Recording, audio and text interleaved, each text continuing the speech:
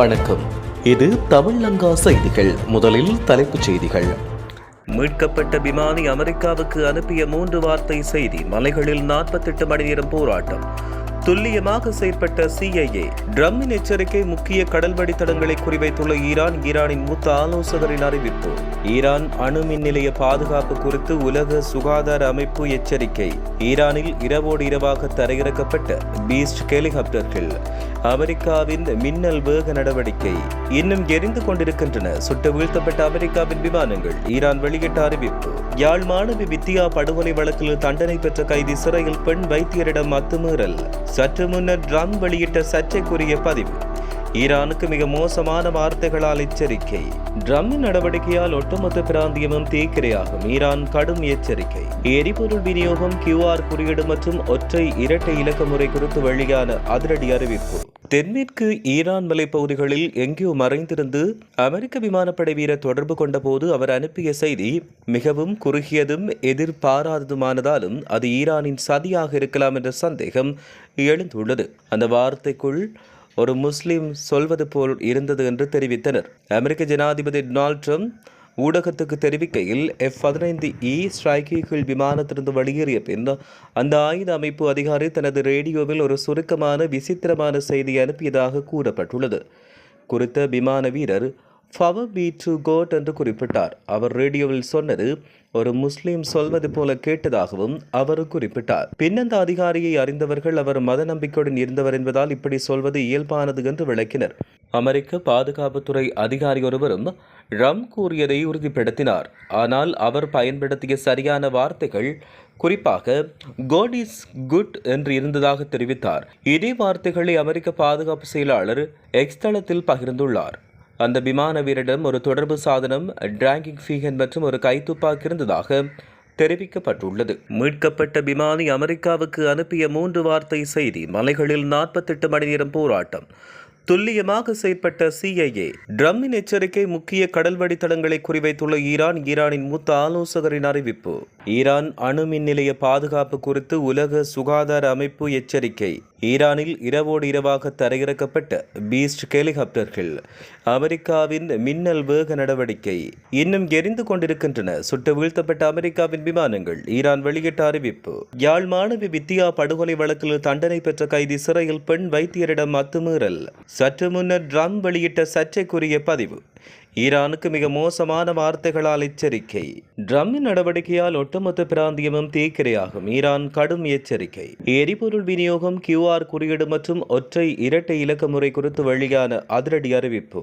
தென்மேற்கு ஈரான் மலைப்பகுதிகளில் எங்கேயோ மறைந்திருந்து அமெரிக்க விமானப்படை வீரர் தொடர்பு கொண்டபோது அவர் அனுப்பிய செய்தி மிகவும் குறுகியதும் எதிர்பாராததுமானதாலும் அது ஈரானின் சதியாக இருக்கலாம் என்ற சந்தேகம் எழுந்துள்ளது. அந்த வார்த்தைக்குள் ஒரு முஸ்லிம் சொல்வது போல் இருந்தது என்று தெரிவித்தனர். அமெரிக்க ஜனாதிபதி டொனால்ட் ட்ரம்ப் ஊடகத்துக்கு தெரிவிக்கையில் F-15E ஸ்ட்ரைக்கிள் விமானத்திலிருந்து வெளியேறிய பின் அந்த ஆயுத அமைப்பு அதிகாரி தனது ரேடியோவில் ஒரு சுருக்கமான விசித்திரமான செய்தி அனுப்பியதாக கூறப்பட்டுள்ளது. குறித்த விமான வீரர் "Power be to God" என்று குறிப்பிட்டார். அவர் ரேடியோவில் சொன்னது ஒரு முஸ்லிம் சொல்வது போல கேட்டதாகவும் அவர் குறிப்பிட்டார். பின்னந்த அதிகாரியை அறிந்தவர்கள் அவர் மத நம்பிக்கையுடன் இருந்தவர் என்பதால் இப்படி சொல்வது இயல்பானது என்று விளக்கினர். அமெரிக்க பாதுகாப்புத்துறை அதிகாரி ஒருவரும் ட்ரம்ப் கூறியதை உறுதிப்படுத்தினார். ஆனால் அவர் பயன்படுத்திய சரியான வார்த்தைகள் குறிப்பாக "God is good" என்று இருந்ததாக தெரிவித்தார். இதே வார்த்தைகளை அமெரிக்க பாதுகாப்பு செயலாளர் எக்ஸ் தளத்தில் பகிர்ந்துள்ளார். அந்த விமான வீரரிடம் ஒரு தொடர்பு சாதனம், டிராங்கிங் ஃபீகன் மற்றும் ஒரு கைத்துப்பாக்கி இருந்ததாக தெரிவிக்கப்பட்டுள்ளது. உலக சந்தை நிலவரங்களை கருத்தில் கொண்டு லாப் எரிவாயு நிறுவனம் இன்று நள்ளிரவு முதல் வீட்டு பயன்பாட்டு LP எரிவாயு சிலிண்டர்களின் விலைகளை திருத்தியுள்ளதாக அறிவித்துள்ளது. அதன்படி கொழும்பு மாவட்டத்தில் 12.5 கிலோ எரிவாயு சிலிண்டரின் விலை ரூபாய் 1070 அதிகரிக்கப்பட்டு புதிய விலை 5700 ரூபாவாக நிர்ணயிக்கப்பட்டுள்ளது. மேலும் 5 கிலோ சிலிண்டரின் விலை 418 ரூபாவாக உயர்ந்து புதிய விலை 2280 ரூபாவாக உயர்ந்துள்ளது. உள்நாட்டு செலவுகளை கட்டுப்படுத்த பல முயற்சிகள் மேற்கொள்ளப்பட்ட பின்னரே இந்த விலை திருத்தம் செய்யப்பட்டுள்ளது என நிறுவனம் தெரிவித்துள்ளது. அதேவேளை உலக சந்தை மாற்றங்களை தொடர்ந்து கண்காணித்து வருவதாகவும் சந்தையில் சாதகமான மாற்றங்கள் ஏற்பட்டால் அதன் நன்மைகளை நுகர்வோருக்கு வழங்க நடவடிக்கை எடுக்கப்படும் எனவும் லாஃப் நிறுவனம் குறிப்பிட்டுள்ளது.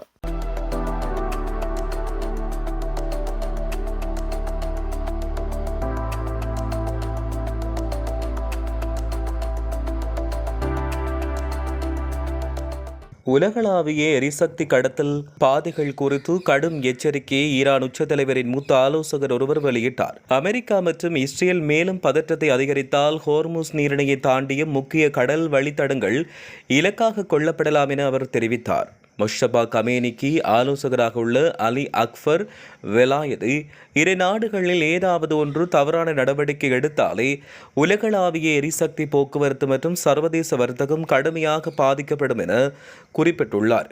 ஈரானின் ஃபிஷைகர் அணுமின் நிலையத்துக்கு அருகில் அமெரிக்கா மற்றும் இஸ்ரேலிய தாக்குதல்கள் நடத்தப்பட்டதை தொடர்ந்து அங்கிருக்கும் அணுசக்தி நிலையங்களின் பாதுகாப்பு குறித்து உலக சுகாதார அமைப்பின் பணிப்பாளர் நாயகம் ரெட்ரோஸ் அதனும் கெப்ரேசியஸ் பெரும் கவலை வெளியிட்டார். இந்த தாக்குதலானது ஒரு பாரிய எச்சரிக்கையாகும். இவ்வாறான தாக்குதல்கள் ஒரு அணுசக்தி விபத்தை தூண்டக்கூடும். அதன் சுகாதார பாதிப்புகள் வரும் பல தலைமுறையினரை அழித்துவிடும். மோதல் தீவிரமடையும் ஒவ்வொரு நாளும் அச்சுறுத்தல்களும் ஆபத்துகளும் அதிகரித்துக் கொண்டே செல்கின்றன. இவ்வாறு டெட்ரோஸ் தன்னுடைய எக்ஸ் தளத்தில் குறிப்பிட்டுள்ளார்.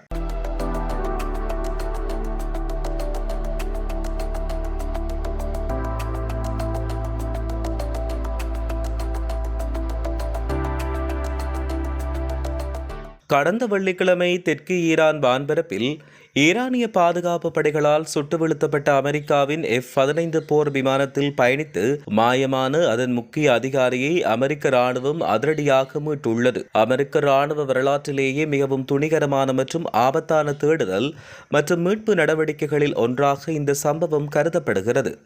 குறித்த விமானி தற்போது பாதுகாப்புடனும் நலமுடனும் இருப்பதாக அமெரிக்க ஜனாதிபதி டொனால்ட் ட்ரம்ப் தனது சமூக வலைதள பக்கத்தில் தெரிவித்தார். இதேவேளை குறித்த போர் விமானத்தில் 2 விமானிகள் பயணித்த நிலையில் அதில் சுடப்பட்டவுடன் இருவரும் வெளியேறியதாக தெரிவிக்கப்படுகிறது. அவர்களில் ஒரு விமானி ஏற்கனவே மீட்கப்பட்ட நிலையில் இரண்டாவதாய் காணாமல் போன ஆயுத அமைப்பு அதிகாரியை மீட்பதில் அமெரிக்காவுக்கும் ஈரானுக்கும் இடையில் ஒரு போட்டி நிலவி வருவதாக தெரிவிக்கப்படுகின்றது. உலகளாவிய மோதல்களின் தாக்கத்தால் எரிசக்தி விலைகள் அதிகரித்து வருவதை அடுத்து லிட்ரோ எரிவாயு நிறுவனம் இன்று நள்ளிரவு முதல் வீட்டு பயன்பாட்டு எல்பி எரிவாயு விலையை உயர்த்துவதாக அறிவித்துள்ளது. உலக சந்தையில் ஏற்பட்டுள்ள விலை உயர்வால் இறக்குமதி செலவுகள் பெரிதும் அதிகரித்துள்ளன என்று நிறுவனம் தெரிவித்துள்ளது.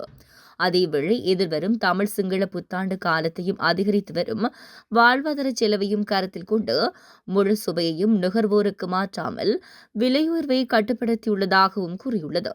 12.5 கிலோ சிலிண்டர் 775 ரூபாவினால் உயர்ந்து 4765 ரூபாவாகவும் 5 கிலோ சிலிண்டர் 308 ரூபாவினால் உயர்ந்து 1910 ரூபாவாகவும் 2.3 கிலோ சிலிண்டர் 140 ரூபாவினால் உயர்ந்து 890 ரூபாவாகவும் உயர்வடையும் என அறிவிக்கப்பட்டுள்ளது. இதற்கிடையில் தீவிரமான விநியோக தடைகள் ஏற்படாதவாறு போதுமான எரிவாயு கையிருப்புகள் உள்ளதாக லிட்ரோ நிறுவனம் உறுதியளித்துள்ளது. ஏப்ரல் மாதத்துக்காக ஆர்டர் செய்யப்பட்ட 38,000 மெட்ரிக் டன் எல்பி எரிவாயு தற்போது மாலைத்தீவில் மிதக்கும் சேமிப்பில் இருப்பதால் நாடு முழுவதும் தொடர்ந்து விநியோகம் செய்ய முடியும் என தெரிவிக்கப்பட்டுள்ளது. இவை மே மாதம் வரை சீரான விநியோகத்தை உறுதி செய்யும் என எதிர்பார்க்கப்படுகிறது. உலகளாவிய சவால்கள் இருந்த போதிலும் இடையறாத விநியோகத்தை உறுதி செய்வது நிறுவனம் உறுதியாக உள்ளது என லிட்ரோ நிறுவனத்தின் தலைவர் சன்ன குணவர்த்தன தெரிவித்துள்ளார்.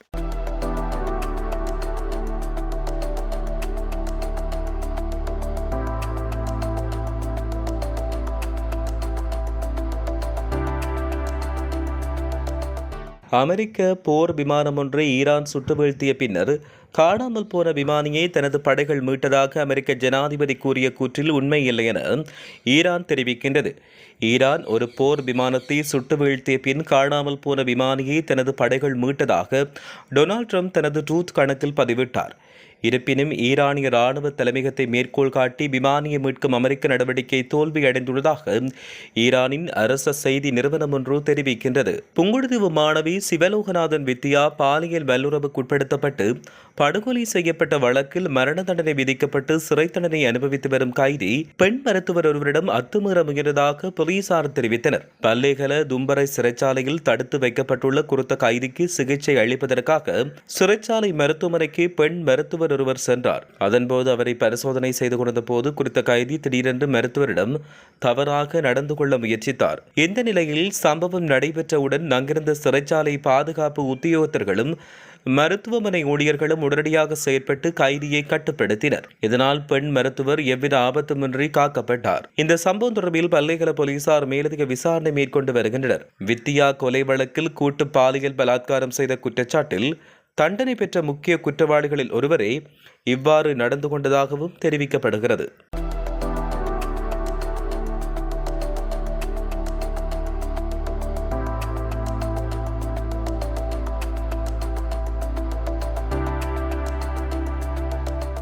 கம்பஹா ஹஸ்பே இலுக்கஹேன பகுதியில் உள்ள வீடொன்றில் ஒருவர் கொடூரமாக கொலை செய்யப்பட்டுள்ளதாக போலீசார் தெரிவித்துள்ளனர். கடந்த 3ஆம் தேதி வீட்டுக்குள் நுழைந்த சந்தேக நபர் கொலை செய்துள்ளதாக முதற்கட்ட விசாரணையில் தெரியவந்துள்ளது. இந்த சம்பவத்தில் உயிரிழந்தவர் சாந்த ஜயரிசன் சில்வா என்று 51 வயதுடையவர் என அடையாளம் காணப்பட்டுள்ளார். சம்பவத்தன்று நள்ளிரவு உயிரிழந்தவரின் வீட்டுக்கு வந்த அதே பகுதியைச் சேர்ந்த நபர் ஒருவர் அவரோடு வாக்குவாதத்தில் ஈடுபட்டுள்ளார். வாக்குவாதம் முற்றிய நிலையில் ஆத்திரமடைந்த சந்தேக நபர் மறைத்து வைத்திருந்த கத்தியால் ஜயரிசன் சில்வாவின் கழுத்தில் பலமாக வெட்டியுள்ளார்.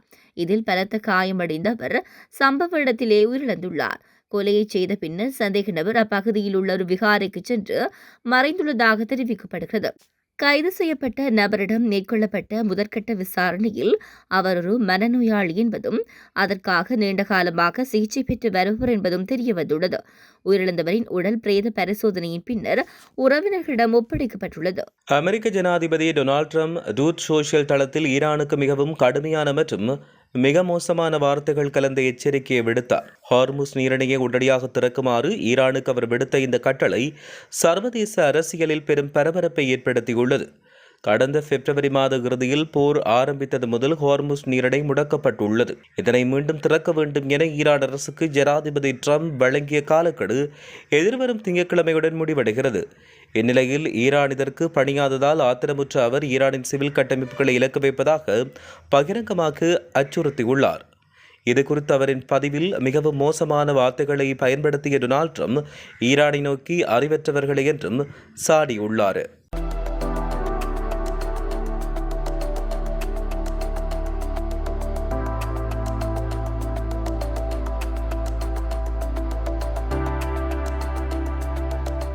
ஈரான் மீது அமெரிக்கா இஸ்ரேல் கூட்டாக இணைந்து கடந்த பிப்ரவரி 28ஆம் தேதி தாக்குதல் நடத்தின.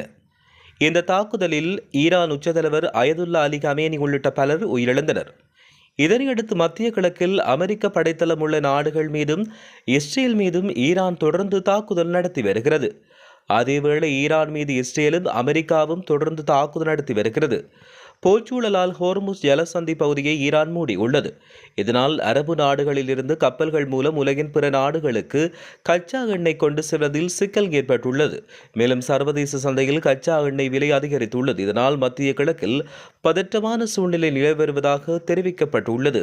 அரசு மருத்துவ அதிகாரிகள் சங்கத்தினால் முன்னெடுக்க திட்டமிடப்பட்டிருந்த பணி புறக்கணிப்பு தற்காலிகமாக இடைநிறுத்தப்பட்டுள்ளது. தமது கோரிக்கை தொடர்பில் அரசாங்கம் உரிய தீர்வுகளை அறிவிக்க தவறும் பட்சத்தில் அடுத்த கட்ட போராட்டம் தொடர்பில் இன்று காலை 8 மணிக்கு பின்னர் தீர்மானிக்கப்படும் என அரசு மருத்துவ அதிகாரிகள் சங்கம் ஏற்கனவே அறிவித்திருந்தது. சுகாதார அமைச்சரின் இணக்கப்பாட்டின் அடிப்படையில் தமது தொழிற்சங்க நடவடிக்கை குறித்து அடுத்த கட்ட தீர்மானங்களை எடுக்க தயாராக இருப்பதாகவும் மருத்துவ சங்கம் சுட்டிக்காட்டியிருந்தது. இந்த நிலையில் சுகாதார அமைச்சர் பேச்சுவார்த்தைக்கு ஒப்புக்கொண்டதை அடுத்து அரசு மருத்துவ அதிகாரிகளின் பணி புறக்கணிப்பு தற்காலிகமாக இடைநிறுத்த தீர்மானிக்கப்பட்டுள்ளது.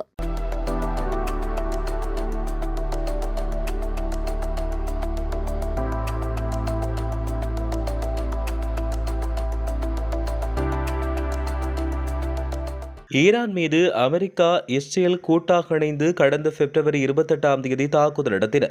இந்த தாக்குதலில் ஈரானிய உச்சத்தலைவர் அயதுல்லா அலி கமேனி உள்ளிட்ட பலர் உயிரிழந்தனர். மேலும் அரபு நாடுகளில் இருந்து கப்பல் மூலம் உலகின் பிற நாடுகளுக்கு கச்சா எண்ணெய் கொண்டு செல்வதில் சிக்கல் ஏற்பட்டுள்ளது.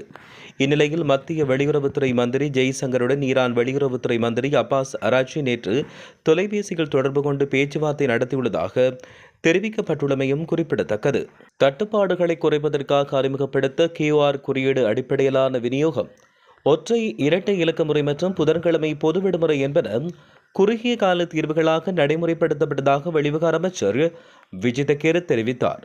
இந்நிலையில் எரிபொருள் நுகர்வை குறைப்பதற்காக அறிமுகப்படுத்தப்பட்ட புதன்கிழமை விடுமுறை முறைமை நிலைமை வழமைக்கு திரும்பியதும் நீக்கப்பட்டு நாட்டின் செயற்பாடுகள் இயல்பு நிலைக்கு கொண்டு வரப்படும் என்று அவர் குறிப்பிட்டார். எரிபொருள் விநியோகத்தில் அறிமுகப்படுத்தப்பட்ட QR குறியீடு அடிப்படையிலான விநியோகம், ஒற்றை இரட்டை இலக்க முறை என்பன குறுகிய கால தீர்வுகளாக நடைமுறைப்படுத்தப்படுவதாக வெளிவிவகார அமைச்சர் விஜித கேர தெரிவித்தார். விநியோக நிலைமை மேலும் சீரடையும் பட்சத்தில் தற்போதுள்ள கட்டுப்பாடுகளை படிப்படியாக நீக்குவதற்கு அரசாங்கம் தயார் நிலையில் உள்ளதாகவும் அவர் தெரிவித்தார். மாத்தறையில் நேற்று இடம்பெற்ற நிகழ்வொன்றில் கலந்து கொண்டு உரையாற்றிய பொழுதே அவர் இந்த விடயங்களை தெரிவித்தார். மேலும் QR முறை தற்போது வினைத்திறனாக செயற்பட்டு வருவதாகவும் தெரிவித்தார்.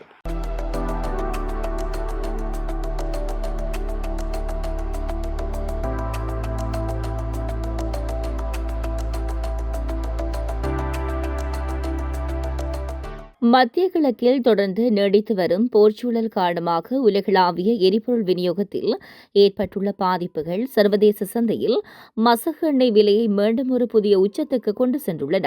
இன்று வர்த்தகம் ஆரம்பமான போது சர்வதேச சந்தையில் பிரெண்ட் ரக மசகு எண்ணெய் ஒரு பீப்பாயின் விலை 2.2% அதிகரித்து $111.43 விற்பனை செய்யப்பட்டுள்ளது.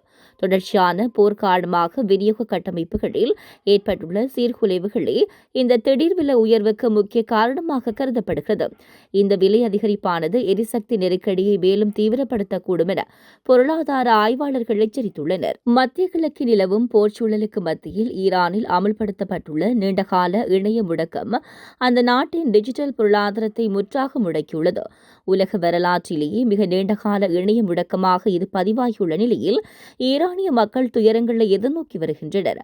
அமெரிக்கா மற்றும் இஸ்ரேலுடனான போர் பதற்றங்களுக்கு மத்தியில் ஈரான் அரசாங்கம் விதித்துள்ள இந்த இணைய முடக்கம் 5 வாரங்களை தாண்டி தொடர்கிறது. இதனால் அந்நாட்டின் தகவல் தொழில்நுட்பத்துறை மற்றும் டிஜிட்டல் சந்தை பாரிய வீழ்ச்சியை சந்தித்துள்ளதாக சர்வதேச ஊடகங்கள் செய்தி வெளியிட்டுள்ளன.